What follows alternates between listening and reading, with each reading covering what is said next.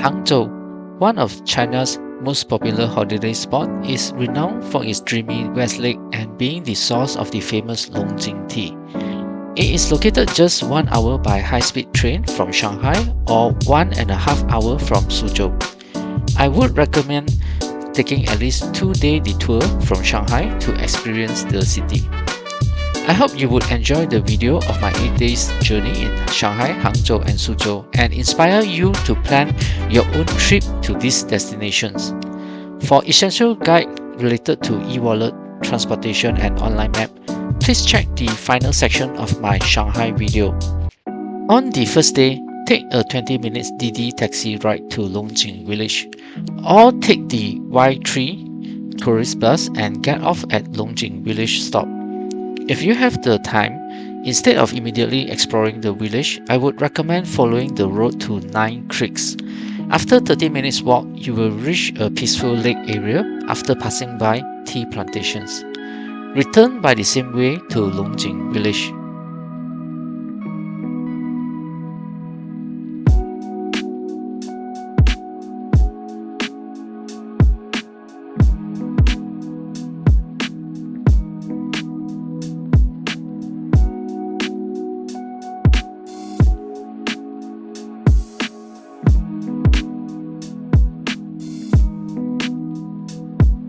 Together with other surrounding villages, this is considered the authentic source for the #1 famous tea in China, Longjing tea, or Dragon Well in English. Longjing tea are also produced in other areas, but true tea drinkers do not consider those as authentic. The best quality are picked for 2 weeks just before the Qinming festival in April, and lower quality ones are picked for 4 weeks after. If you are not familiar with the different tea grades, it is not recommended buying the tea here other than just maybe getting a pot to drink while enjoying the scenery. Do hike up the hill to get a panoramic view of Longjing Village. Alternatively, you can visit Meijiawu Village, which is similar but busier and more touristy.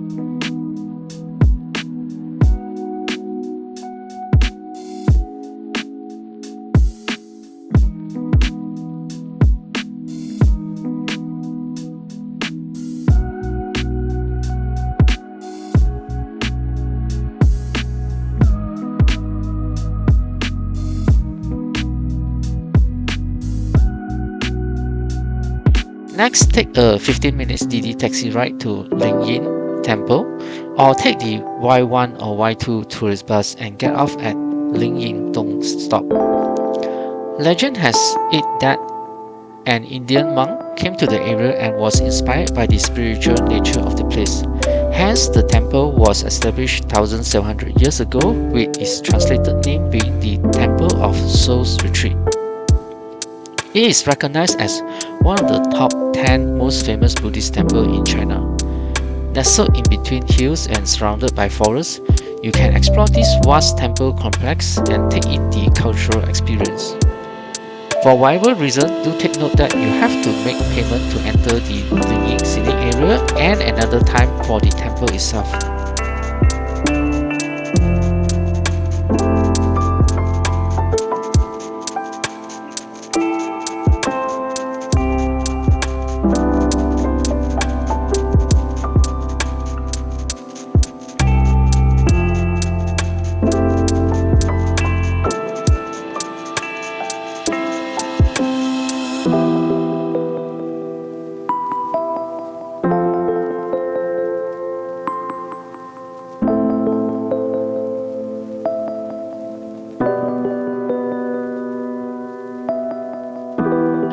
While in the Lingyin scenic area, do not miss out exploring Fei Lai Peak, which is just opposite Lingyin Temple.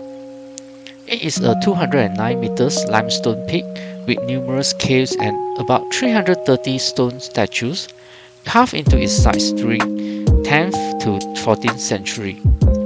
A favorite to look out for is the Laughing Buddha statue. The highlights are the statues located at the hillsides or inside the caves, so I do not recommend to hike up all the way to the top. Besides Lingyin Temple and Fei Lai Peak, there are other temples in the area you can explore if you have the extra time.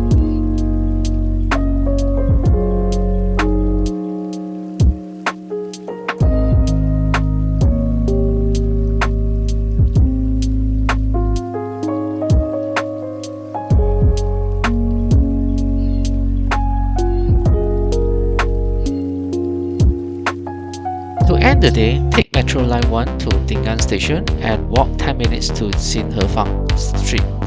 This is a historic street built during the Southern Song Dynasty 800 years ago when Hangzhou was the capital city. It is now a pedestrian street filled with shops selling Hangzhou specialties. Might feel a bit touristy, but it is still a worthwhile place to visit. You will find restaurants, street food, snacks, souvenirs, arts and craft for sale along this street. Do bargain for a discount if you are buying anything. A quick reminder to help like and subscribe for future travel videos.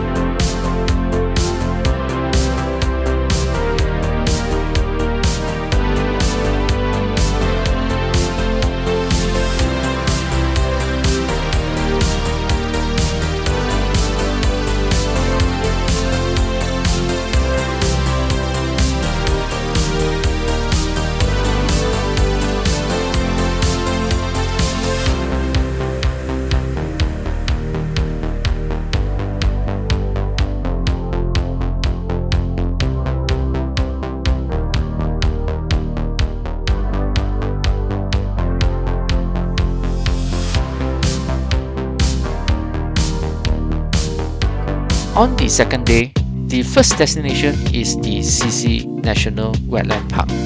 You can get here by taking Metro Line 19, leaving XiXi Wetland Station Exit 2. This is the first and only national wetland park in China. The park is filled with waterways, ponds, and lakes preserved and protected as a flora and fauna sanctuary. Near the center of the park is Hangzhou Street.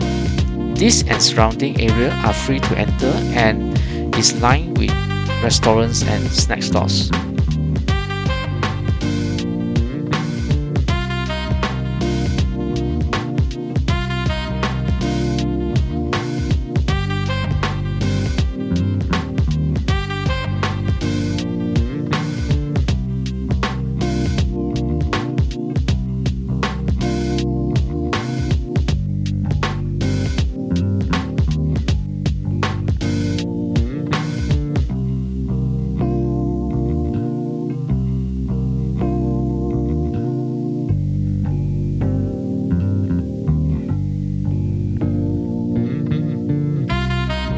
However, the highlight of the park is taking a boat cruise, which also allows entry into the cave area. The ticket allows you to board a boat and get down once at each of the 4 stops on the route. You can explore around at each stop, or if you prefer, just catch the follow-on boat to the next stop.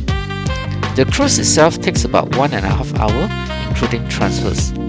You will need at least 4 hours here, and if you plan to go to Westlake afterwards as I did, you have to leave by 12 noon as Westlake would need a minimum of 6 hours.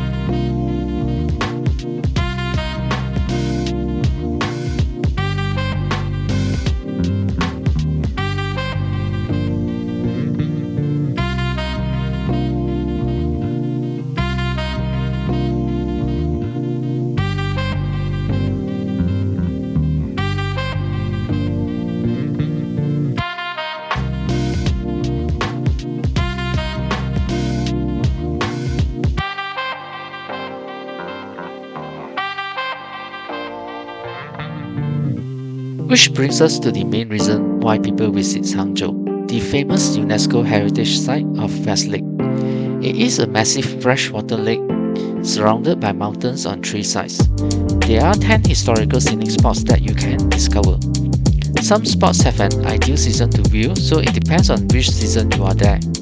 I will show on screen a map and indicate the 10 locations as well as 2 possible routes you can take.